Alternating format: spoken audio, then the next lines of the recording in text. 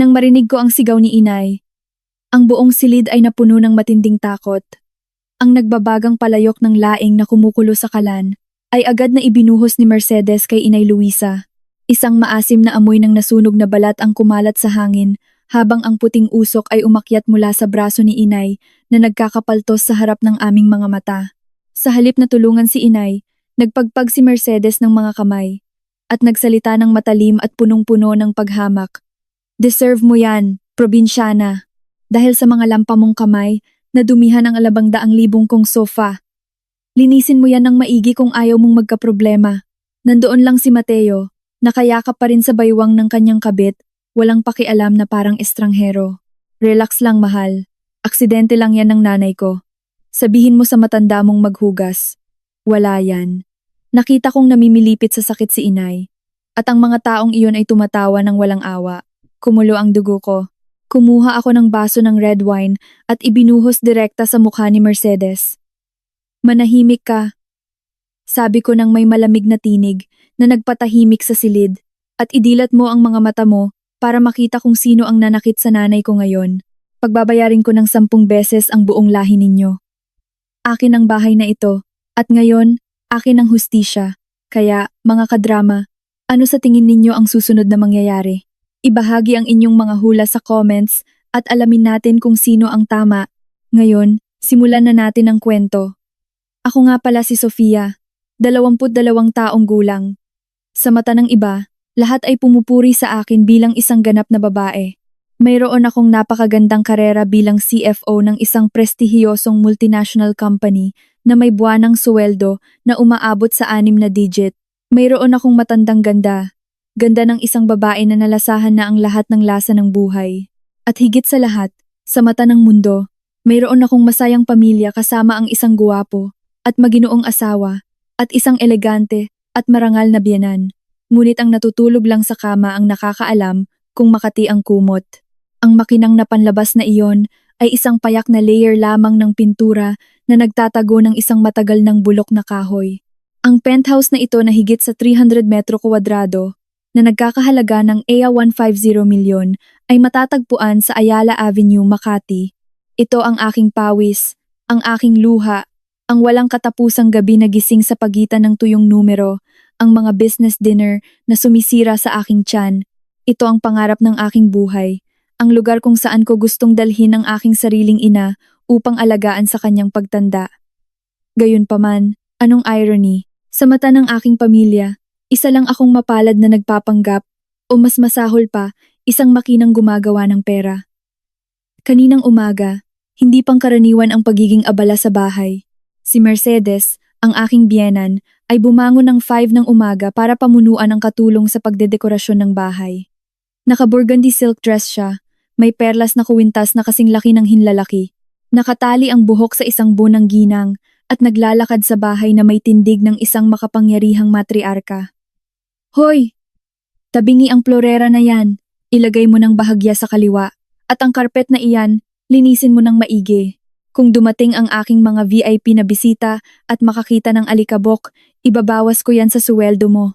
Ang matinis niyang boses ay umalingaw-ngaw sa buong malaking bahay. Si Mateo, ang aking asawa, nakalahating tulog pa at nakasuot ng silk pajama, ay may hawak na tasa ng kape habang nakasandal sa bintana. Humihikab habang si Valeria, ang aking 25 taong gulang na hipag, ay nakahiga sa sofa, nakadikit sa cellphone, humihuni ng isang uso na kanta. Nang palabas ako ng aking silid, sinulyapan ako ni Mercedes, nang may mapanuksong tono. Aba, manugang! Tulog mantika hanggang ngayon. Mahalagang araw ngayon, hindi mo ba naiisip na bumangon ng maaga para ayusin ang pagkain at linisin ang bahay? O dahil ba kumikita ka ng kaunting pera, iniisip mong pwede kang umakyat sa likod ng iyong biyenan? Pilit kong pinigilan ang paghinga at kalmadong sumagot. Ma, kumuha na ako ng catering company at isang team ng profesional na waiters. Lahat ay nakaayos. Magpahinga ka lang at magpaganda. Tsaka, kagabi kailangan kong tapusin ang isang urgent contract sa US at hindi ako natulog hanggang 3 ng umaga. Unawain mo, huminga ng malalim si Mercedes. Trabaho, laging trabaho. Ang isang disenteng babae ay iniaalay ang sarili sa kanyang bahay. Ang kumita ng pera ay para sa mga lalaki. Tingnan mo si Mateo, direktor ng kanyang sariling kumpanya. Nabubuhay na parang hari. Hindi niya kailangang magpakamatay sa trabaho tulad mo. Malinaw na isinilang ka upang magdusa. Ngumiti ako ng mapait. Walang ganang makipagtalo. Ang kumpanya ni Mateo. Kung hindi dahil sa aking mga capital injection, kung hindi ako ang nagpapatakbo sa likod ng mga eksena, ang ghost company na iyon ay matagal nang nalugi. Ngunit nanahimik ako upang protektahan ang imahe ng aking asawa. Sa sandaling iyon tumunog ang doorbell. Tiningnan ko ang relo. 6:06 pa lang ng umaga. Sino ang maaaring dumating ng maaga? Bigla, kumabog ang puso ko nang maalala ko ang isang bagay. Si Inay! Siguradong si Inay. Tumakbo ako para buksan ang pinto. Sa totoo lang, sa harap ng maringal na pintuan na gawa sa solidong kahoy ay naroon ang maliit at payat na figura ng aking ina. Suot niya ang isang simpleng blusa at palda na may kupas siya kulay tsokolate, may panyo sa ulo at luma na plastik na sandalyas sa paa. Sa tabi niya ay 2 malalaking basket na yari sa yantok na puno ng produkto mula sa probinsya. Mayroon itong homemade longganisa, keso de puti, at higit sa lahat, 2 kulungan na may manok na maingay na kumakak. Nang makita ako, lumiwanag ang mga mata ni Inay at isang mabait na ngiti ang nagpakita ng malalalim na kulubot sa dulo ng kanyang mga mata. Sofia! Anak! Nandito na ako! Sumakay ako sa unang bus. Ayoko kasing malate at makasagabal. Dinadalhan kita ng 1 dosenang manok na pinarami sa bakuran at kaunting keso at langis mula sa bahay para magdala ng swerte sa house blessing. Nang makita si Inay na pinagpapawisan, na may mukha na balat na madilim sa araw at hangin, na puno ng luha ang aking mga mata. Niyakap ko siya, nilanghap ang kanyang pamilyar na amoy ng pawis at usok ng kahoy. Inay, bakit ang dami mong dinala? Ang bigat. Sabi ko sa iyo, huwag kang magdala ng kahit ano, mayroon na ang lahat dito. Hinaplos ni Inay ang aking buhok habang nakangiti ng buong pagmamahal. Mga bagay mula sa bahay yan, anak. Para kumain kayo ng masustansiya. Ang pagkain sa syudad ay puno ng kemikal. Hindi ako nagtitiwala. Halika, papasukin mo na ako. Pagod na ako sa pagtayo.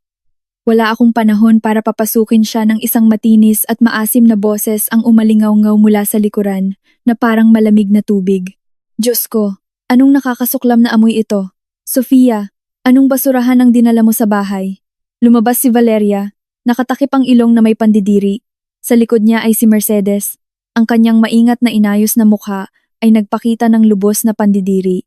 Tiningnan niya si Inay mula ulo hanggang paa, na parang nilalang mula sa ibang planeta at kinimutan ang labi ng may paghamak. Kayo pala ang biyanan, ano? Nakakatakot. Pumunta kayo sa kabisera, sa pinakamagarbong gusali sa buong Makati, at nagbihis na parang mag-aararo sa bukid, at nagdala pa ng mga mabahong manok na dudumihan ang lahat. Balak ninyong gawing manukan ang 150 milyon na penthouse ng aking anak? Umusli ang balikat ni Inay nang marinig ang mga salitang iyon.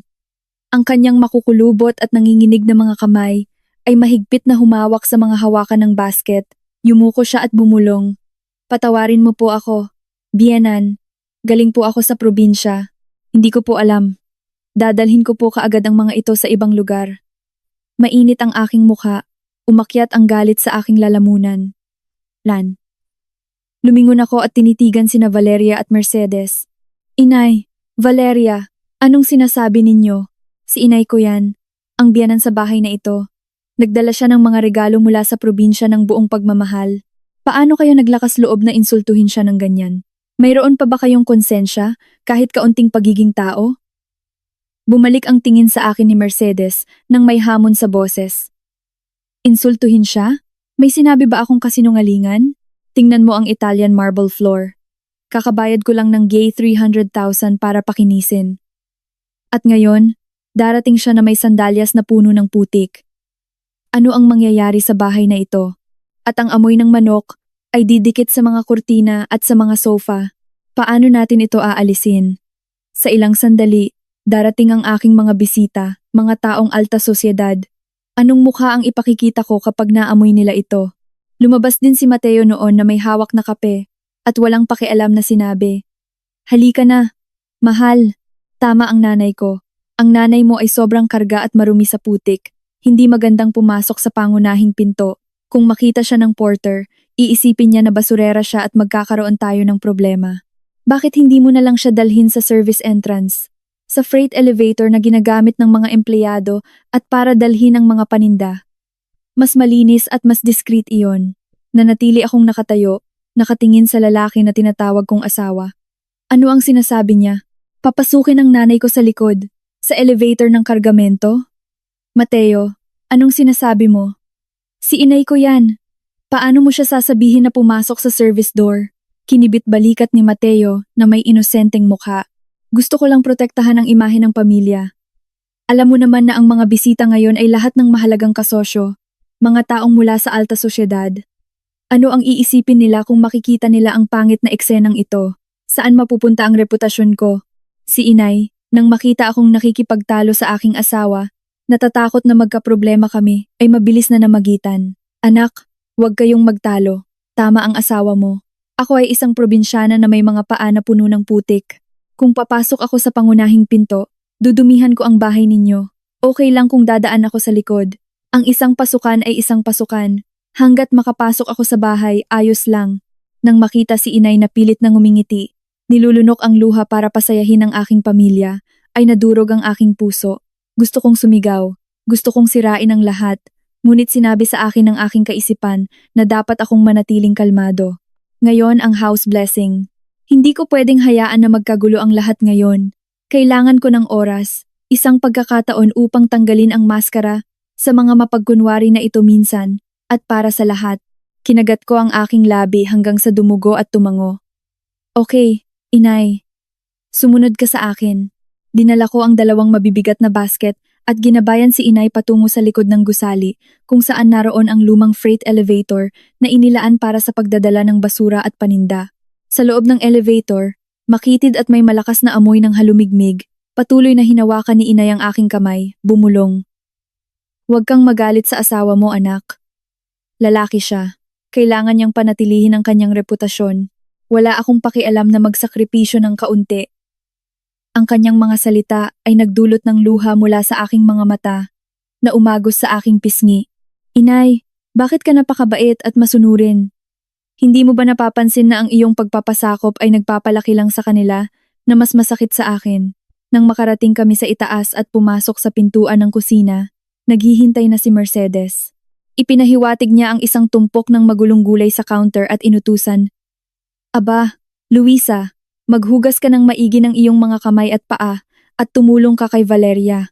Nag-order ako ng buffet ngayon, ngunit gusto ko rin ng ilang tradisyonal na pagkain para sa mga matatanda. Ikaw na galing sa probinsya, sigurado akong eksperto ka sa pagluluto.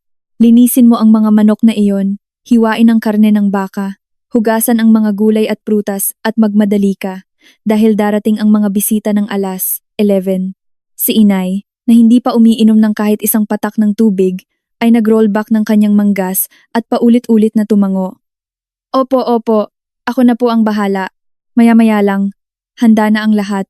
Sa buong umaga, habang komportabling nakaupo sina Mercedes at Valeria sa sofa na gawa sa balat ng baka, nanonood ng telebisyon at kumakain ng ubas, tumatawa ng malakas, si inay ay nagtatrabaho ng husto sa kusina. Nakaupo siya sa malamig na sahig.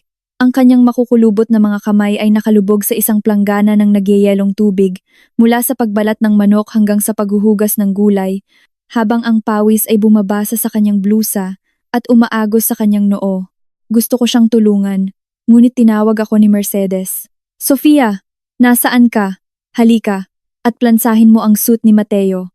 Anong klaseng babae ka na hinahayaan mong maging gusot ang damit ng iyong asawa? Sofia, ihanda mo ako ng orange juice na kaunting asukal at maraming yelo. Dali! Nauuhaw ako ng husto! Sigaw ni Valeria. Inutusan nila ako na parang katulong, tumatakbo mula sa isang lugar patungo sa isa pa hanggang sa ako ay mahilo. Sa tuwing susubukan kong bumalik sa kusina para tulungan si inay, gumagawa sila ng walang kabuluhang gawain para pigilan ako. Malinaw na sinasadya nila ito para pahirapan kami, para muling patunayan ang kanilang posisyon bilang mga may-ari ng bahay. Bandang alas 5 ng umaga, inilabas ni Valeria ang kanyang pinakabagong cellphone at nagsimulang mag-live sa kanyang TikTok. Nakamakapal siyang make-up. Nakasobrang ikli siyang damit na nagpapakita ng malaking bahagi ng kanyang likod at nag-pose sa harap ng kamera na may napakatamis na tono ng boses. Hello, my loves. Welcome to our super luxurious house tour. Today is the house blessing. Super happy ako. Sige, bigyan niyo ako ng maraming hearts. Naglakad-lakad siya sa buong bahay gamit ang cellphone. Kinukunan ng malapitan ang bawat detalye ng dekorasyon, bawat mamahaling muebles na ako mismo ang nagbayad, ngunit walang kahihiyang inangkin niya bilang pag-aari ng kanyang pamilya. Guys, look! This Swarovski crystal chandelier was brought by my brother from France. It costs the same as a normal apartment. Right? Nakakamatay. And this solid walnut dining table. My mom loved it so much, and my brother Mateo bought it instantly. My brother is the best in the world, guwapo, matalino, at isang kahangahangang anak. Uminit ang aking tainga, kumulo ang aking tiyan. Si Mateo, kung wala siyang kahit isang sentimo, ang kanyang maliit na suweldo ay hindi sapat para sustentuhan ang kanyang mga kabit. At bukod pa rito, mayroon siyang mga utang sa mga nagpapautang. Lahat mula sa toothpick hanggang sa refrigerator ay galing sa aking pawis at luha. Ngunit nanatili akong tahimik na nagsasabi sa sarili ko, hayaan mo silang umarte. Tingnan natin kung gaano katagal ang palabas. Sa panahon ng live stream, biglang inilipat ni Valeria ang kamera sa kusina, kung saan si inay ay nakayuko sa sahig na naghuhugas ng pinggan. Tumawa siya nang may mapanuksong tono at mali siya. At ipinapakilala ko sa inyo ang bago naming katulong. Galing siya sa probinsya, medyo probinsyana, ngunit napakasipag at masunurin, sa totoo lang.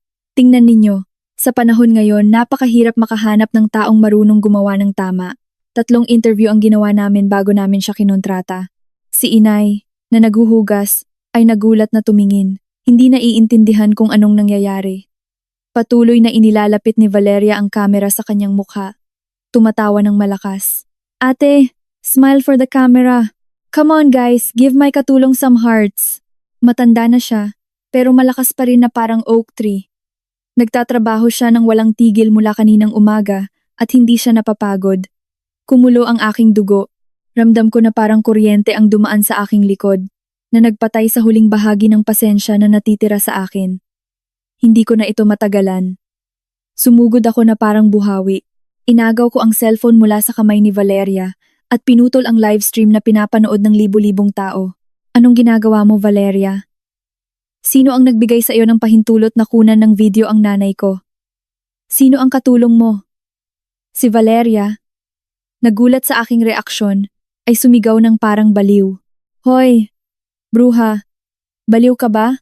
Naka-live ako at nakikipag-ugnayan sa aking mga fans. Nagte-trending ako. Anong ginagawa mo? Ibalik mo ang cellphone ko. Nainggit ka lang dahil mas sikat ako kaysa sa iyo. Si Mercedes, na nasa sala, ay narinig ang kaguluhan at tumakbo na may mga kamay sa baywang at dilat na mata. Ano ang lahat ng iskandalong ito? House blessing ngayon! Sisirain ninyo!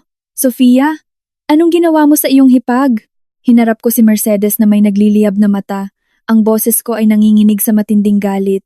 Tanungin mo ang iyong napakagandang anak. Naglakas loob siyang tawagin ng aking ina, nakatulong sa isang live broadcast sa harap ng buong mundo. Ang nanay ko ay isang bisita. Siya ang biyenan. Paano kayo naglakas loob na insultuhin siya ng ganyan? Mayroon pa ba kayong konsensya? Kahit kaunting pagiging tao?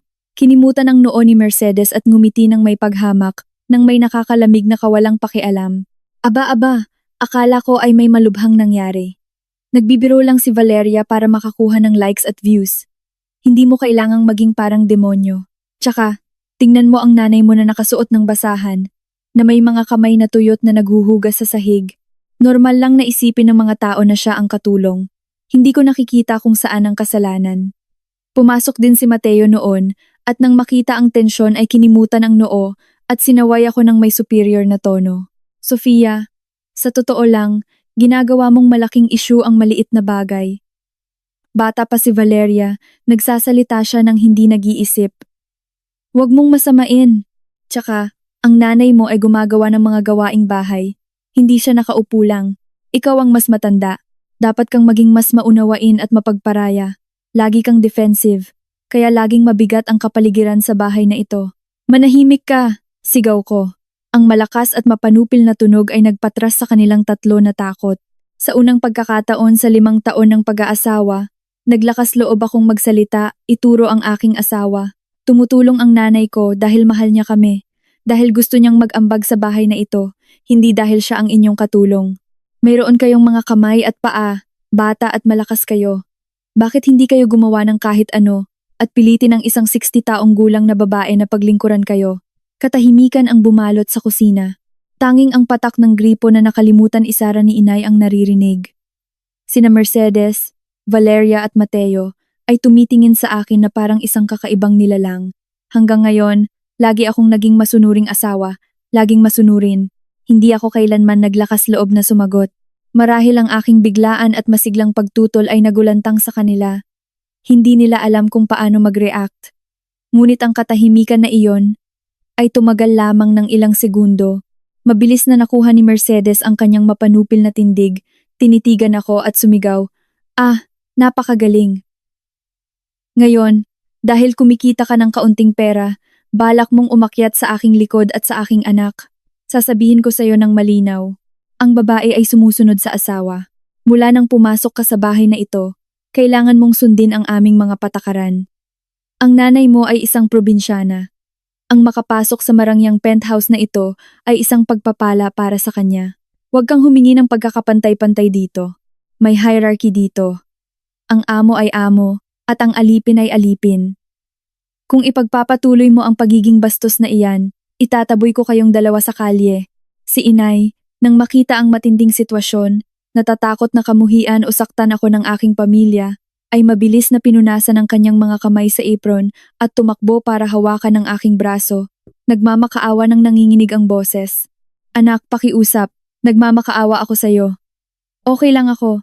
Sa totoo lang, kaya ko ito. Huwag kang makipagtalo sa iyong biyanan. Sasabihin nila na ikaw ay walang hiya. Masaya ako. Sa totoo lang, ang makapagluto para sa inyo ay nagpapasaya sa akin. Sumuko ka ng kaunti, anak. Mas mabuti ang isang katamtamang kapayapaan kaysa sa isang napakagandang giyera." Nang makita si inay na lubos na sumusuko, nagpapakumbaba sa harap ng mga taong walang halaga, ay nagdulot ng mainit at maalat na luha mula sa aking mga mata. Kung mas mahal ko si inay, mas kinasusuklaman ko ang pamilyang ito. Hindi nila siya tinatrato bilang tao. Tinatapakan nila ang kanyang dangal at pagmamahal para lang masatisfy ang kanilang pagmamataas ng bagong yaman, ang kanilang katawa-tawa at walang kabuluhang kapalaluan. Hinawakan ko ang kamay ni inay, nararamdaman ang pagka-aspir ng kanyang balat, at sumumpa ako ng tahimik. "Inay, patawarin mo ako sa pagpapaubaya na magdusa ka, ngunit maniwala ka. Ngayon dito mismo, babawiin ko ang lahat ng nararapat sa iyo. Ituturo ko sa kanila kung gaano kamahal ang paghamak." Sa sandaling iyon, muling tumunog ang doorbell ng paulit-ulit. Nagsisimula nang dumating ang mga bisita. Agad na nagbago ang ekspresyon ni Mercedes, mula sa mukha ng isang bruha patungo sa isang nagniningning ng ngiti. Tumakbo siya para buksan ang pinto. Iniiwan kaming mag-ina na mag-isa sa malamig na kusina. Ang mga bisita, elegantly nakadamit, mabango, at may mamahaling regalo sa mga kamay, ay pumasok isa-isa. Ang tawa at pagbati ay pumuno sa kapaligiran. Si Mercedes, sa gitna ng sala, ay itinaas ang kanyang baso ng alak, ipinagmamalaki ang bahay at ang talento ng kanyang anak, ganap na hindi pinapansin ang pagkakaroon ng kanyang manugang at ng matandang ina na nagtatago sa kusina. Nakasandal sa frame ng pintuan ng kusina, pinanood ko ang pagpapanggap na iyon ng isang masayang pamilya ng may pagduduwal. Nakikipag-usap si Mateo sa ilang kaibigang negosyante. Tumatawa at nagmamayabang tungkol sa mga pekeng proyekto at isang kayamanan na hindi niya kinita.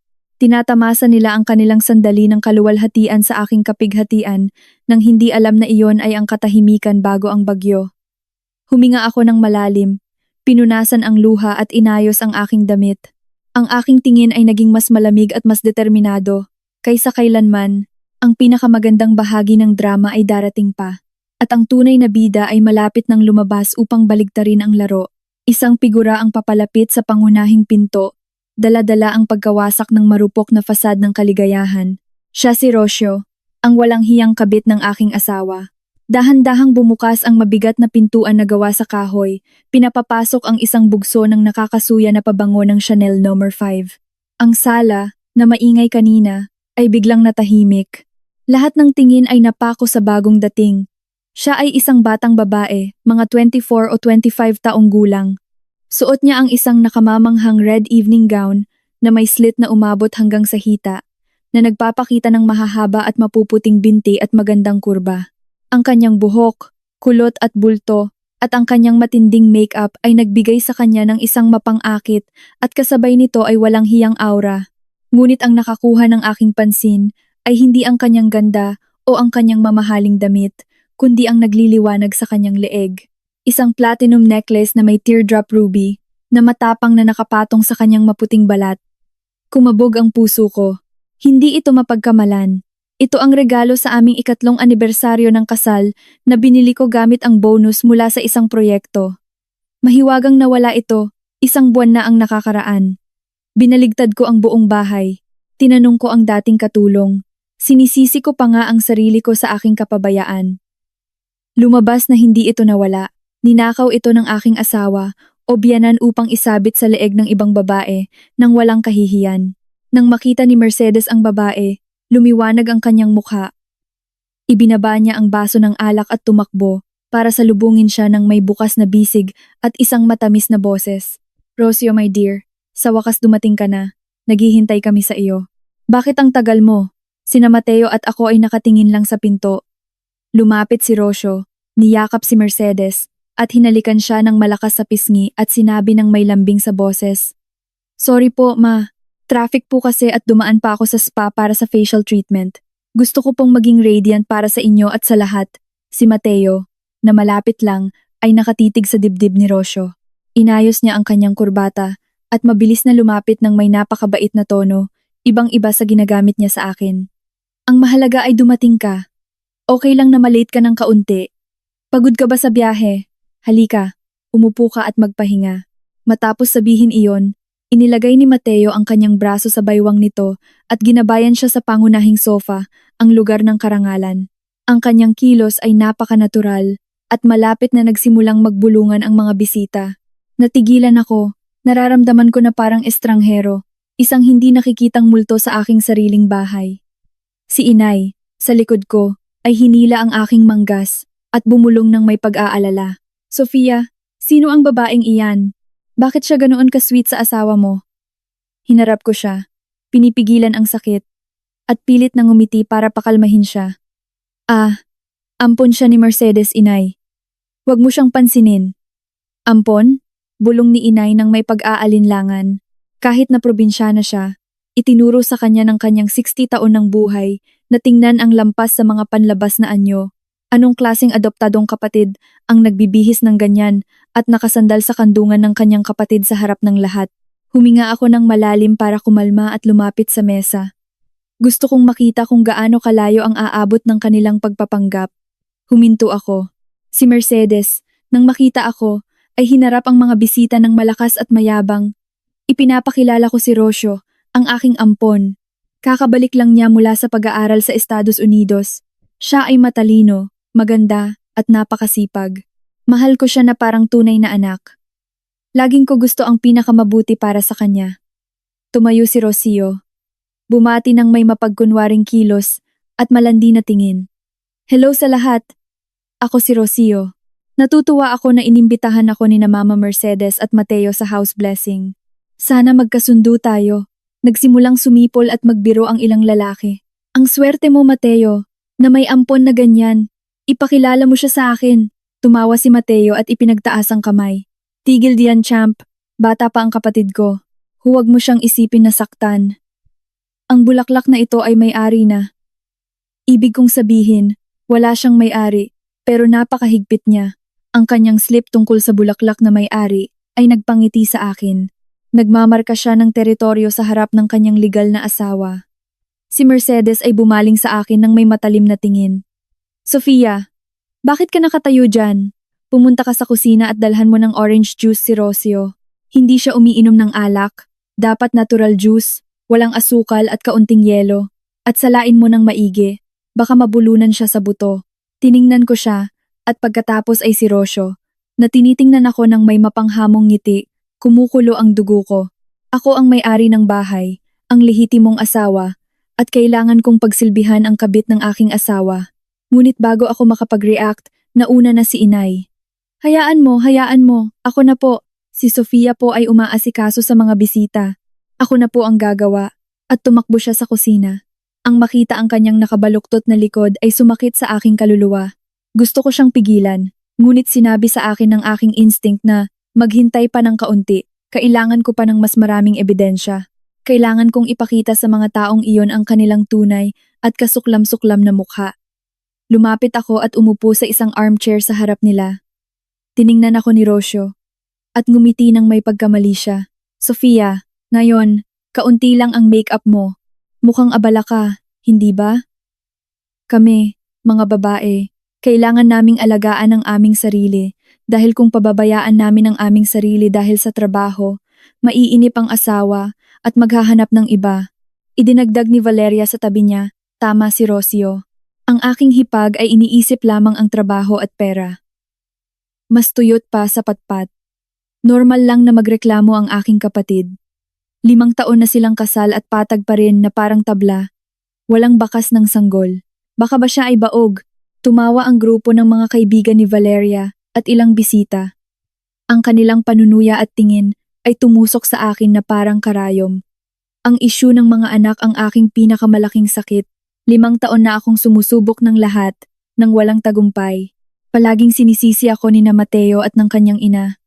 Sabi nila na sobrang obsessed ako sa pera, na ako ay isang punong walang bunga. Hinawakan ko ang mga sandalan ng upuan.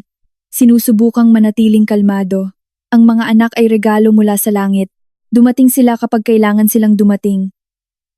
Binigyang diin ko ang mga salitang, kailangan ng dalawa, habang nakatingin kay Mateo. Nagulat siya at umiwas ng tingin, umubo. Ang totoo, 2 taon na ang nakakaraan, ay nagpatingin ako ng fertility tests, ng palihim, at sinabi ng doktor na normal ako. Ang problema ay nasa iba, ngunit para protektahan ang kanyang pagkalalaki, itinago ko ang sekreto at tinanggap ang sisi sa buong panahong ito. Nang marinig ang aking mga salita, pinukpok ni Mercedes ang mesa at sumigaw, at naglakas loob ka pang sumagot. Ang isang babaeng hindi makapagbigay ng anak ay kahihiyan. Tingnan mo si Rocio, anong malusog na katawan mayroon siya. Kita na siya ay fertile at magdadala ng swerte, at maraming anak, hindi tulad mo na butot balat. Namula si Rocio, yumuko at hinaplos ang kanyang tiyan ng likas. Isang maliit na kilos, ngunit hindi ito nakaligtas sa aking pansin.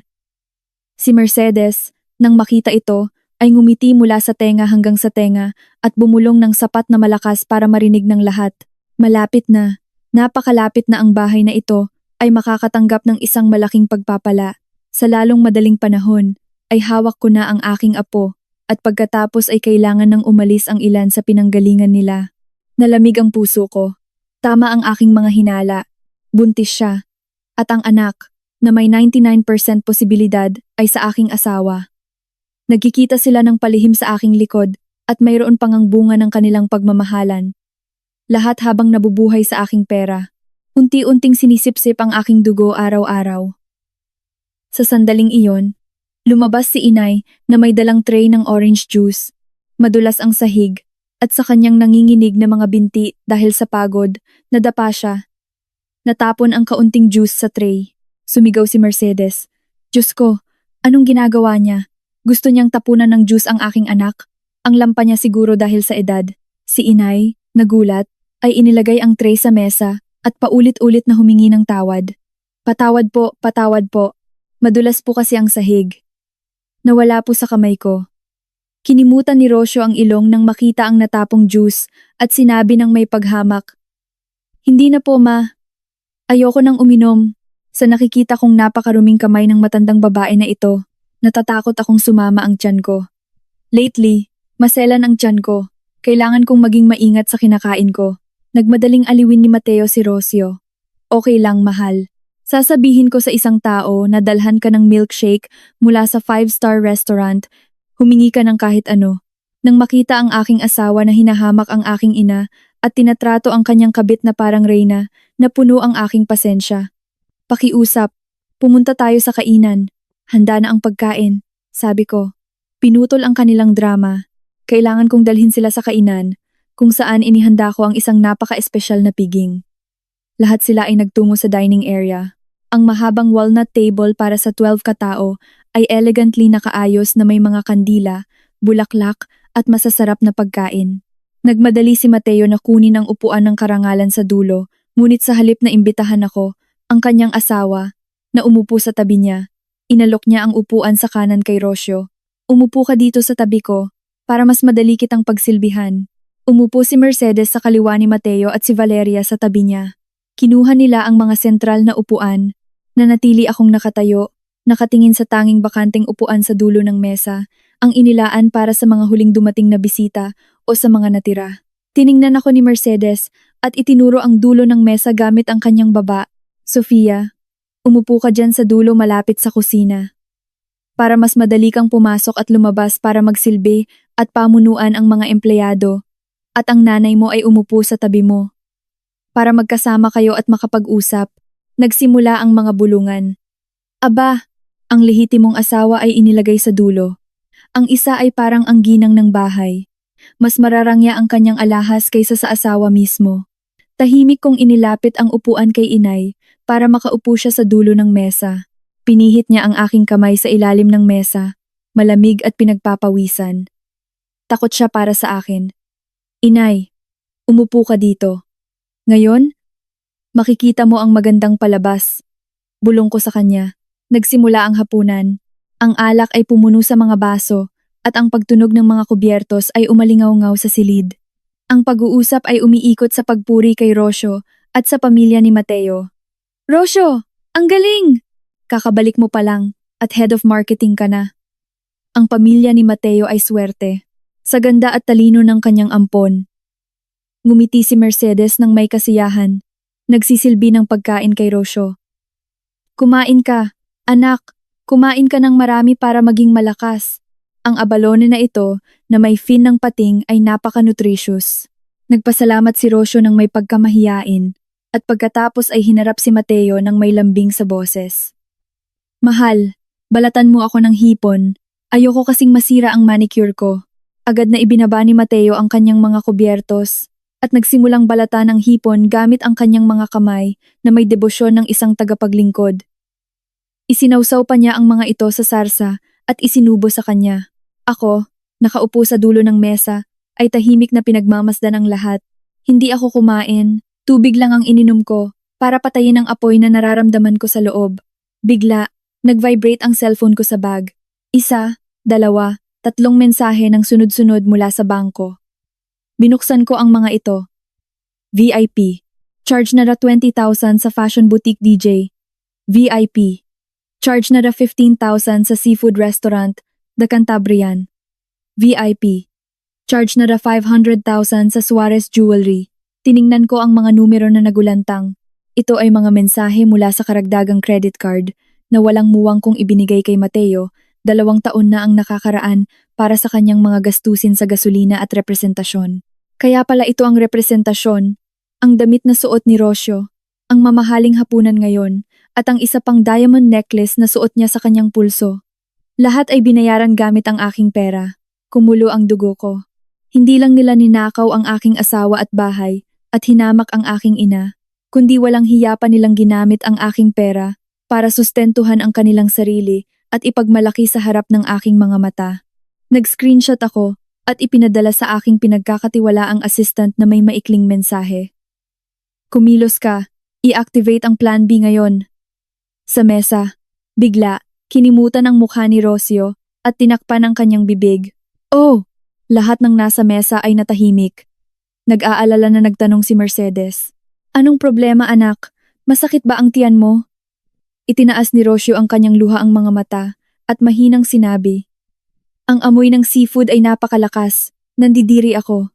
Ma, gusto ko ng mas magaan, tulad ng laing with chicken o kung ano paman. Si Mercedes ay bumaling ng biglaan sa dulo ng mesa at tinitigan si inay. Luisa, narinig mo ba? Ang anak ko ay hindi magaling sa seafood. Pumunta ka sa kusina at dalhin mo ang laing with chicken na inihanda mo kaninang umaga. Dali, wag mong paghintayin ang anak ko. Si inay, na hindi pa tapos kumain, ay ibinaba ang mga kubyertos at tumayo agad. Opo, opo. Dadalhin ko po kaagad. Nang makita si inay na sobrang nagmamadali at takot, ay napuno ako ng matinding sama ng loob. Tumayo ako at sinundan siya sa kusina. Doon, ang kaldero ng laing with chicken ay kumukulo ng malakas. Ang amoy ay napakasarap. Ito ay ang mga manok na pinag-alagaan ng maigi ni inay sa loob ng 1 taon, dinala mula sa probinsya, pinatay at niluto niya mismo. Hayaan mo ako, inay. Sabi ko sa kanya. Hindi anak, nakadress ka at baka madumihan ka. Kaya ko, ang bigat. Inilayo ni inay ang aking kamay at gamit ang dalawang hawakan ay binuhat niya ang napakalaking kaldero mula sa apoy. Sinundan ko siya ng malapit na may kaba sa aking puso. May masama akong kutob. Nang dumaan si inay sa tabi ni Rocio na may nagbabagang kaldero para ilagay ito sa hornilyo sa gitna ng mesa, ibinuklat ni Rocio ang kanyang binti. Isang banayad na kilos, halos hindi halata sa ilalim ng mesa, ngunit nakita ko ito. Inay, ingat, sigaw ko, ngunit huli na ang lahat.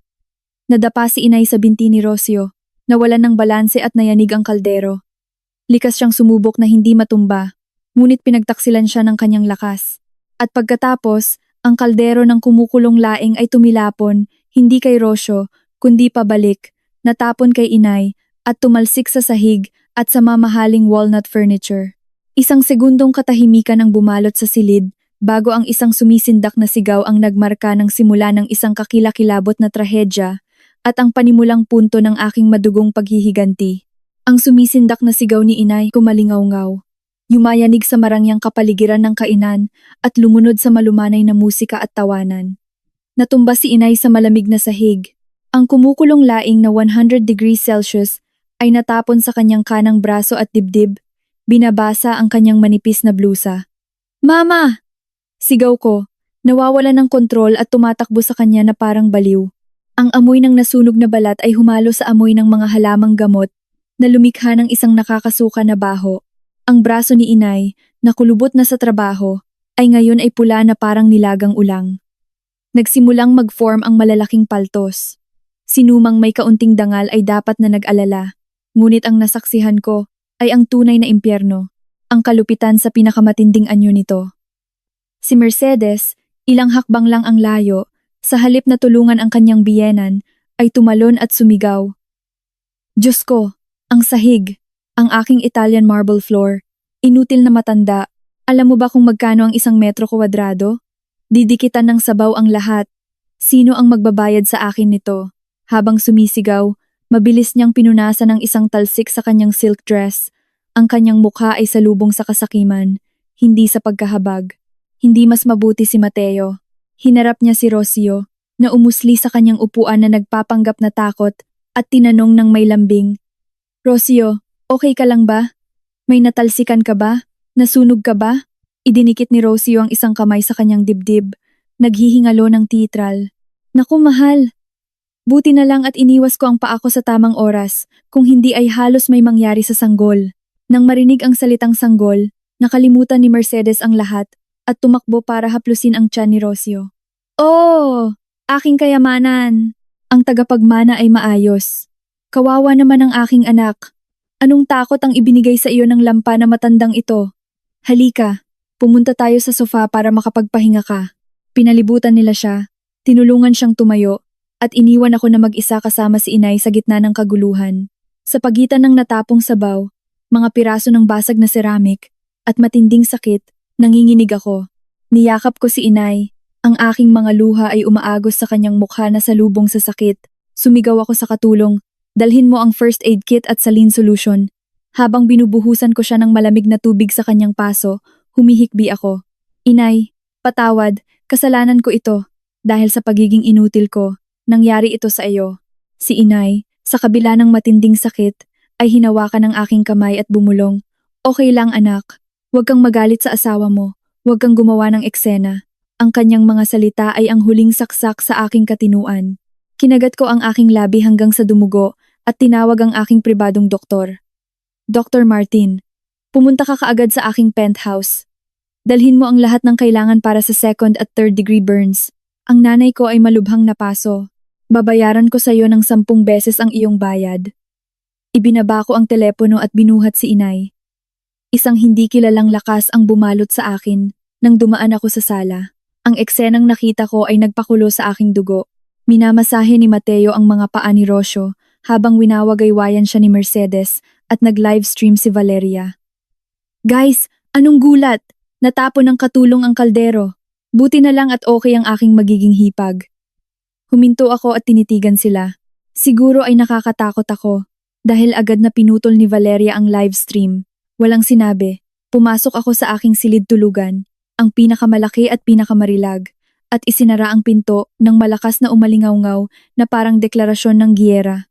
Pagkatapos ng 15 minuto, dumating si Dr. Martin. Matapos gamutin at bendaan si inay, ininiksyonan niya ito ng pain reliever at sedative. Medyo malalim ang paso, sabi ni Sofia ng may pag-aalala. Buti na lang at mabilis kayong kumilos. Kailangan niya ng kumpletong pahinga. Nagpasalamat ako sa kanya. At nang umalis siya, bumalik ako sa sala. Nagpapatuloy ang party. Nilinis na nila ang gulo at ngayon ay kumakain na ng dessert, tumatawa na parang walang nangyari. Nang makita ako ni Mercedes, umubo siya. Tapos ka na ba? Hindi pa naman namamatay ang nanay mo, hindi ba? Ang OA mo. Sa probinsya, nasusunog sila ng kumukulong tubig araw-araw at gumagaling sa kaunting ointment. Anong pagtatapon ng pera ang pagtawag ng pribadong doktor? Hindi ako sumagot. Umupo ako sa harap nila, nakatitig sa kanila. Ang nanay ko ay may second-degree burns. Kung impeksyon, maaaring kailanganin nilang putulin ang bahagi ng necrotic skin, sabi ko nang may nakakalamig na kalmado. Winagayway ni Mateo ang kanyang kamay nang may paghamak. Huwag kang mag-exaggerate, Sofia. Matanda na ang nanay mo. Normal lang na matagal siyang gumaling. Tsaka, kasalanan niya iyon dahil hindi siya naging maingat. Sinira niya ang party. Buntis si Rocio at halos himatayin sa takot. At ikaw, dumating ka rito na parang may lamay sa halip na magtanong tungkol sa kanya. Ang arte at ang lamig mo. Magtanong tungkol sa kanya? Gusto mo bang tanungin ko siya kung sino ang tatay ng anak na inaasahan niya? Ang aking tanong ay parang bomba. Umusli si Rocio sa tabi ni Mateo. Namula si Mercedes sa galit at pinukpok ang mesa. Anong sinasabi mo? Naglakas loob kang pagdudahan ng kanyang dangal? Ang batang iyon ay ang aking apo, ang tagapagmana ng pamilyang ito, ang anak ni Mateo. Dahil hindi ka magkaanak, hayaan mo ang iba na magkaanak. Inamin nila. Walang paligoy-ligoy. Ang marumi at hubad na katotohanan. Tumayo din si Mateo at inilalagay ang kanyang kamay sa balikat ni Rocio, sinabi. Totoo, Sofia. Plano kong sabihin sa iyo sa mas tamang panahon, ngunit dahil alam mo na, ako ay nag-iisang anak, kailangan ko ng tagapagmana. 5 taon na at wala pa rin. Hindi ko na kayang maghintay pa. Si Rocio ay isang mabuting babae. Tinanggap niya na isakripisyo ang kanyang reputasyon para bigyan ako ng anak. Bilang asawa, dapat kang maging maunawain. Tiningnan ko ang lalaking minsan kong minahal. Pinayagan niya akong tanggapin ang kanyang kabit at palakihin ang anak ng iba. At ano ang gusto ninyo? Na makipaghiwalay ako para makasal kayo? Ngumiti si Mercedes ng may pagpapanggap. Diborsyo? Anong gulo sa paghahati ng ari-arian? Hindi. Mananatili kang pangunahing asawa. Ang lehitimo. Rocio, kailangan lang maging ina ng aking apo. Lilipat siya dito para alagaan namin siya sa panahon ng pagbubuntis. Ang bahay na ito ay napakalaki. Ikaw, bilang nakatatandang kapatid, kailangan mo siyang alagaan para maging maayos ang lahat. Kapag ipinanganak ang sanggol, tatawagin ka nitong mama. Hindi ito perpektong solusyon. Napapikit ako. Gusto nila akong pagsilbihan ang kabit ng aking asawa. Sa aking sariling bahay. Gusto nila akong gawing ATM nila. Nagpatuloy si Rocio ng may matamis na boses. Sofia, alam kong mahirap para sa iyo. Ngunit ginagawa ko ito para sa pagmamahal kay Mateo. Nangangako akong magiging mabait. Wala akong kukunin sa iyo. Hayaan mo akong manatili pakiusap. Natatakot akong mag-isa. Tiningnan ko ang kanyang inosenteng mukha at ang kanyang patag na tiyan na hindi niya tigil na haplusin. Sa halip na sampalin siya, ngumiti ako. Isang nagniningning ng ngiti, ngunit may malamig na tingin. Tumayo ako at lumapit sa 100-inch na telebisyon. Okay. Mahina akong sabi. Tiningnan nila akong tatlo nang hindi makapaniwala. Seryoso ka? Nauutal na tanong ni Mateo. Masaya. Siyempre, ngunit bago natin salubungin ang bagong miyembro, sa tingin ko ay dapat nating linawin ang ilang bagay tungkol sa pananalapi at pinagmulan ng batang iyon. Linawin ang ano? Kinimutan ang noo ni Mercedes na nabalisa. Ikinonekta ko ang aking cellphone sa telebisyon. Nagliwanag ang screen, nagpapakita ng aking mga file. Ngayon ang house blessing at mayroon din akong espesyal na regalo para sa pamilya, isang bagay na magpapanganga sa inyo. Tiningnan ko ang iilang bisita na nagbubulungan pa. Malapit na nilang masaksihan ang pinaka-epiko na pagbubunyag sa alta sosyedad ng Makati. Pakiusap, tingnan ninyo ang screen. Pinindot ko ang play. Isang spreadsheet na puno ng numero ang lumabas. Hindi ito financial report, kundi ang detalyadong statement ng mga gastusin ng pamilyang ito sa loob ng 5 taon. Ang pamagat na pula at maliwanag ay nakasulat. Audit. Sino ang tunay na may-ari ng bahay na ito? Lumuwag ang mukha ni Mateo. Napanganga si Mercedes. At si Rocio, nawala ang ngiti. Napalitan ng takot. Nagsimula na ang laro, naisip ko. Habang pinipindot ko ang button para lumipat sa susunod na slide, natahimik ang sala. Lahat ng tingin ay nakapako sa screen ng telebisyon, kung saan ang spreadsheet, kasama ang mga column at numero nito na naka-highlight sa pula, ay tila isang hatol ng kamatayan para sa dangal ng aking pamilya. Nakatayo ako sa tabi ng telebisyon, hawak ang remote control, na parang nasa isang shareholders meeting. Mga ginang at ginoo, sabi ko ng may matatag na boses, upang maiwasan ang hindi pagkakaunawaan tungkol sa kung sino ang sumusuporta sa sino sa bahay na ito, pinapayagan ko ang aking sarili na ipakita ng ganap na malinaw ang pananalapi ng pamilyang ito sa loob ng nakaraang 5 taon. Pinindot ko ang button, lumabas ang isang pie chart, 99% asul at isang napakaliit na pulang tuldok. Ito ang breakdown ng financing ng penthouse na ito. Kabuuang halaga, 150 liyong pitong. Kasama ang mga kasangkapan. Ang asul na bahagi, na tumutugma sa 149,995,000, ay nagmula sa aking personal na account at sa pagbebenta ng aking dating apartment at ang maliit na pulang bahagi. Tiningnan ko si Mateo, na pinagpapawisan ng husto, ay tumutugma sa 2,000 na ibinahagi ni Mr. Mateo upang bilhin ang leather sofa na lubos na nagustuhan ng aking biyenan. Ngunit, sorpresa! Ang Airy 5,000 na iyon ay isang advance mula sa kanyang suweldo sa kumpanya na nagkataon ay itinatag ko gamit ang 100% ng aking kapital. Kumalat ang mga bulungan. Tinitigan ng mga negosyante si Mateo nang may paghamak. Aba, kaya pala isang taga-suporta siya. Namumula si Mercedes na tumayo at itinuro ako. Sinungaling, ang bahay na ito ay sa aking anak. Ang titulo ay nakapangalan sa kanya. Ang pera ng asawa ay sa asawa. Ang galing mong magkuwenta at ang sakim mo. Tumawa ako. Nagkakamali kayo, Mercedes. Ang pera ko ay pawis ko, hindi mga dahon na nahuhulog sa puno. At tungkol sa titulo, pinindot ko ulit. Sa screen ay lumabas ang titulo ng ari-arian. Tulad ng nakikita ninyo, parehong pangalan ang nakasulat. Ngunit ang pinakamahalaga, pinalaki ko, ay ang kasunduan sa separation of property na nilagdaan sa harap ng notaryo bago kami ikasal. Nakaspecify na ang anumang ari-arian na nakuha sa aking personal na pondo ay magiging eksklusibo kong pag-aari sakaling magkaroon ng di pagkakasundo. Nilagdaan ni Mateo ang lahat. Siguro ay sobrang abala siya sa kanyang mga video games o isabong para basahin ito. Natigilan si Mateo. Naalala niya na nilagdaan niya ang ilang papeles na ipinakita ko sa kanya bilang mga transaksyon sa bangko. Nahulog siya sa aking bitag. Isang bitag na itinuro sa akin ng aking propesyon upang protektahan ang aking sarili. Ipagpatuloy natin sa mga buwanang gastusin. Isang mahabang listahan ang lumabas. Ang grocery, ang mga bills, ang spa treatments ng aking biyenan, ang branded clothes ng aking hipag, ang gasolina at business dinners ng aking asawa sa mga club. Bawat buwan, naglilipat ako ng 5,000 sa joint account at ganyan nila ginagastos. Sa loob ng 5 taon, nagastos ko ang higit sa na 30 milyon para suportahan ang kanilang marangyang pamumuhay. Ang kontribusyon ni Mateo, 0. Bukod pa rito, madalas niyang ninanakaw ang pera sa aking pitaka o ginagamit ang aking credit card ng palihim, tulad ng ipinapakita ng mga mensahe ngayon. Lumingon ako kay Rocio. Miss Rocio, alam mo ba kung saan nanggaling ang diamond necklace na suot mo? Tinakpan niya ang kanyang leeg. nauutal. Regalo po sa akin ni Mateo, di ba? Isang A500,000 regalo, ngunit ito ang aking anibersaryo regalo.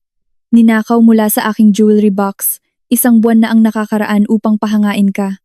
Hindi ba makati ang iyong leeg sa pagsusuot ng ninakaw? Pinunit ni Rocio ang kwintas na parang nasusunog at itinapon kay Mateo. Binibigyan mo ako ng mga ninakaw na gamit mula sa asawa mo? Akala ko mayaman ka. Sinubukan ni Mateo na nahihiya na kunin ang remote control mula sa akin. Manahimik ka!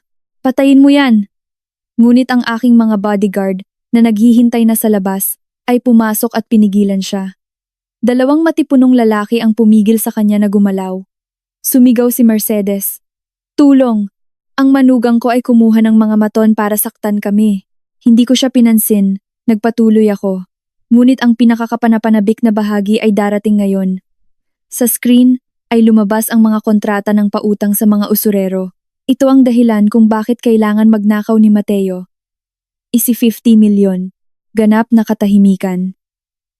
Ito ang halagang utang niya sa mga nagpapautang dahil sa kanyang online betting at isabong at para makuha ito. Peke niya ang aking pirma para i-hypothecate ang shares ng kumpanya kasama ang interes. Ang tunay na utang ay marahil umaabot sa 55 milyon. Natumba si Rocio sa sofa. Ang kanyang pangarap na makahuli ng milyonaryo ay naging isang bangungot na may utang. Halos himatayin si Mercedes. 50 milyon! Mateo, anong ginawa mo? Gumuho si Mateo, humihikbi sa sahig. Inay, patawad. Sofia, tulungan mo ako. Bayaran mo ang utang ko. Nangangako akong magbabago. Tiningnan ko siya ng may pandidiri. Tulungan ka? Anong karapatan mo para hilingin sa akin? Ang karapatan ba ng isang asawang taksil na nagdala ng kanyang kabit sa bahay o ng isang anak na hinayaan ang kanyang biyenan na masunog ng buhay ng walang pag-aalala? Tiningnan ko si Rocio nang may ngiting mapanukso. Ayan, ang iyong milyonaryong kabit. Baba 5 milyon na utang. Kung gusto mong maging asawa niya, kailangan mong hatiin ang utang. Ibinibigay ko sa iyo ang lahat ng dangal at utang. Umiling si Rocio na takot. Wala akong kinalaman. Niloko niya ako. Sinubukan niyang tumakas, ngunit hinawakan siya ni Mercedes. Huwag kang umalis. May anak ka niya. May responsibilidad ka. Bitawan mo ako. Baliw na matanda. Sino ang gustong maging manugang ng isang pamilya ng mga magnanakaw na bangkarote? Itinulak ni Rocio si Mercedes na natumba sa sahig at tumakbo. Ang eksena ay isang kaguluhan. Ako, sa gitna ng lahat, ay nakaramdam ng malaking ginhawa. Tinanggal ko ang kanilang mga maskara, ngunit hindi pa tapos. Mga Ginoo, sabi ko sa mga bodyguard, dalhin ninyo ang mga cardboard box. Kailangan nating ilabas ang basura. At ang basura. Tiningnan ko sina Mateo at Mercedes. Kayo iyon. Ang sala ay isang battlefield. Nakatakas na si Rocio. Si Mercedes, nang makita na nasira ang kanyang plano, ay sumigaw. Paano ka naglakas loob? May apo ako na paparating. Ngumiti ako at kinuha ang mikropono. Sandali, Rocio, huwag ka munang umalis. Hindi mo ba gustong malaman kung sino ang tunay na ama ng iyong anak? Lahat ay natigilan. Anong kababalaghan ang sinasabi mo? Sigaw ni Mercedes. Tiningnan ko ang aking tanga na asawa ng may awa. Mateo, nagpatingin ka na ba? Pinindot ko ang play. Sa screen ay lumabas ang isang medical report. Patient, Mateo Perez. Diagnosis, secondary infertility dahil sa abuse of substances. Viable sperm count, 0%. Ang resultang ito ay mula sa isang sample na lihim kong kinuha isang buwan na ang nakakaraan. Ayon sa doktor, ang iyong kakayahang maging ama ay 0. Maliban kung niloko ka. Kumalat ang tawanan at bulungan sa sala. Mateo, namutla. Hindi totoo. Pwede kang magpatingin kahit kailan mo gusto. Pero ngayon tanungin mo ang kabit mo kung sino ang ama. Lahat ng tingin ay nakapako kay Rocio. Namutla. Umamin siya sa pagitan ng mapait na tawa. Hindi sa iyo. At ano ang akala ninyo na ang anak ninyo ay kayamanan, isang impotente, isang nabigo na walang pera at puno ng utang? Ano ang akala ninyo sa akin? Si Mateo, nagalit, ay sinubukan siyang saktan. Ngunit inilagan niya ito at natumba si Mateo. Sino ang sasaktan mo? Kung hindi dahil sa akala ko ikaw ang may-ari ng penthouse na ito, hindi ako lalapit sa isang inutil na tulad mo. Ang ama ng aking anak ay isang real estate magnate. Gusto ko lang gamitin ang apelyido mo para magpanggap. Tumunog ang boses ni Rocio ng malakas at malinaw. Relax lang, mahal. Lolokohin ko si Mateo para isipin niya sa kanya to. Basta makuha ko lang ang pera ng asawa niya, tatakas na ako kasama ka. Mercedes soltó un gemido y se desplomó en el sofá, llorando la pérdida de su nieto heredero. Y para que quede claro, continúe. Aquí tenéis un pequeño video. En la pantalla, Rocío aparecía besándose con un hombre calvo y barigón, mi principal competidor en los negocios. Mateo, nang makita ang pagtataksil, ay nabaliw. Sumugod siya kay Rocio, hinawakan ang buhok nito at sinampal. Put! Nag-away sila ng matindi. Naglulugmukan sa sahig habang nakikipag-away din si Mercedes, hinuhugot ang buhok ni Rocio. Ang iilang bisita na natira ay tumakas mula sa nakakatakot na eksena. Hindi ako gumalaw.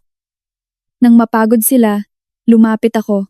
Ang tunog ng aking takong ang nagmarka sa pagtatapos ng palabas. Tapos na ba kayo? Nadumihan ninyo na ba ng sapat ang bahay ko? Itinuro ko ang pinto. Labas dito! Ngayon na. Umusli si Mateo nagmamakaawa. Sofia, patawarin mo ako. Niloko niya ako. Mahal kita. Magbabago ako. Inilayo ko ang kanyang kamay ng may pandidiri. Hindi ka nagkakamali, Mateo. Ikaw ay tanga at sakim, at ang aking bahay ay hindi isang basurahan para sa hindi nare-recycle na basura na tulad mo. Lumingon ako sa aking mga guwardiya. Alisin ninyo ang basurang ito sa aking bahay sa loob ng 5 minuto, at lahat ng hindi sa akin. Sa basurahan. 5 minuto. Ulit ko ng may tinig na bakal. Mayroon kayong 5 minuto para kunin ang inyong mga personal na gamit at mawala sa aking paningin magpakailanman. Si Mercedes, mula sa sahig, ay sumigaw. Itataboy mo ako? Biyanan mo ako. Ako ang nag-uutos dito. Ibinato ko ang isang tumpok ng dokumento sa kanyang paanan. Anong karapatan? Ang titulo ng bahay na ito ay nakapangalan sa akin, Sofia Garcia. Ang kasunduan sa separation of property na nilagdaan ng iyong anak ay nagpapatunay na hindi siya nagbigay ng kahit isang sentimo. Sa legal, akin ang bahay na ito, at kayo ay mga parasito. At kapag napagod ang host, aalis ang mga parasito. Si Mateo, na may pasa ang mukha, ay humawak sa aking damit. Nagmamakaawa. Sofia, pakiusap. May kasaysayan tayo. Itataboy mo ako sa kalye kasama ang lahat ng utang ko. Papatayin nila ako. Inilayo ko ang kanyang kamay ng may pandidiri. Kasaysayan? Naalala mo ba ang ating kasaysayan nang niloloko mo ako gamit ang pera ko o nang hinayaan mong masunog ng nanay mo ang aking nanay? Hindi ka karapat-dapat sa awa. Si Valeria, nakasiksik sa isang sulok, ay nagsimulang umiyak. Hipag. Sorry. Bobo ako. Huwag mo akong itaboy. Magiging mabait ako. Ayoko nang bumalik sa probinsya. Tiningnan ko siya ng may pandidiri. Ayaw mong bumalik sa probinsya? At naisip mo ba ang damdamin ng nanay ko nang tawagin mo siyang probinsyana? Gusto mo ang magandang buhay, ngunit tamad ka. Ang bahay na ito ay hindi isang NGO para sa mga parasito. Hinarap ko ang Chief of Security. Hector, iset mo ang timer. Kung sa 5 minuto ay wala pa sila sa labas, gamitin ninyo ang puwersa. Opo, ma'am. Si Mercedes, nang makita na seryoso ako, ay tumakbo patungo sa silid tulugan. Aalis ako, ngunit dadalhin ko ang aking mga damit, ang aking mga alahas. Tigil dyan. Sabi ko, pinipigilan sila. Sino ang nagbigay sa inyo ng pahintulot na magdala ng kahit ano mula sa bahay na ito? Akin yan. Sigaw ni Mercedes. Inilabas ko ang bank statement sa aking cellphone. Sa iyo? Ang Hermes bag na ito na R750,000. Binayaran ko ng credit card ko. Ang mga perlas na iyan, binayaran ko. Kahit ang suot mong underwear, binili ko. Tiningnan ko sina Mateo at Valeria. Ang inyong wardrobe, ang inyong mga relo, ang inyong mga cellphone, lahat ay 100% binayaran ko. Namutla ang kanilang mga mukha. Ang aking patakaran ay simple. Pumasok kayo na walang dala. Aalis kayo na walang dala. Hindi kayo magdadala ng kahit isang aspile. Pababayaan mo kaming hubot-hubad sa kalye. Sigaw ni Mercedes, sinusubukang sumugod sa akin. Pinigilan siya ni Hector. Hindi ako ganoon kalupit. Sa bodega, nandoon ang luma ninyong damit na dinala ninyo mula sa probinsya. Suotin ninyo yan. Ang iba ay maiiwan. Mas gugustuhin kong sunugin ito kaysa hayaan kayong mga walang utang na loob na gamitin ito. Si Mateo, talunan, ay inalis ang kanyang Rolex at inilagay sa mesa. Si Valeria, umiiyak, ay humawak sa kanyang Chanel bag hanggang sa kunin ito ng isang guwardiya mula sa kanyang mga kamay. Mabilis na kinuha ng aking mga tauhan ang lahat ng kanilang mahahalagang bagay at inilagay sa mga kahon. Sa isang iglap, nawala ang lahat ng kanilang huwad na katayuan. Si Mercedes, desperado, ay lumuhod at niyakap ang aking mga binti, umiiyak. Sofia, anak, patawarin mo ako. Isa akong baliw na matanda. Huwag mo akong itaboy, wala akong mapupuntahan. Tiningnan ko siya, naaalala si inay na namimilipit sa sakit. Takot kang mamatay sa kalye, at naisip mo ba na maaaring mamatay ang nanay ko nang itinapon mo sa kanya ang kaldero? Ang iyong mga luha ay hindi nakakaantig sa akin. Itago mo ang mga ito para sa malungkot at malungkot na pagtanda na naghihintay sa iyo. Binitawan ko siya kay Hector. Tapos na ang oras. Paalisin mo sila. Kinaladkad sila ng mga guwardya palabas sa gitna ng sigawan, insulto, at pagmamakaawa. Isinara nila ang mga ito sa elevator. Nang sumara ang mga pinto, nakita ko ang tingin ng pagsisisi ni Mateo. Huli na ang lahat. Bumaba ako sa lobby para panoorin ang huling eksena.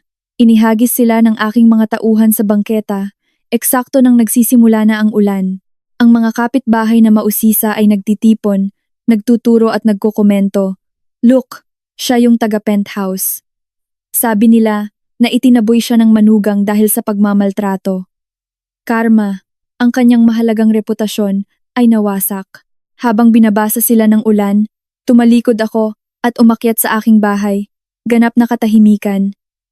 Pinuntahan ko si inay, na natutulog ng mahimbing. Inay, nagawa ko. Umalis na sila. Wala nang mananakit sa iyo. Umiyak ako, ngunit luha ng kalayaan iyon. Bukas ay isang bagong araw, ang simula ng isang bagong buhay. Ngunit kailangan ko munang pumunta sa korte. Kinabukasan, nagising si inay. Magaling na ang paso niya. Anak, at ang asawa mo? Ang biyenan mo? Nagkaroon ako ng bangungot. Hindi na bangungot inay. Umalis na sila magpakailanman. Ngayon, mamumuhay tayo ng payapa. 3 araw pagkaraan, ang karma ay mabilis. Natagpuan ng mga nagpapautang si Mateo sa isang bulok na boarding house. Binugbog nila siya na nagpadala sa kanya sa ospital na may bali na binti at ilang sirang tadyang. Walang pera at siguro, napunta siya sa pasilyo ng isang pampublikong ospital.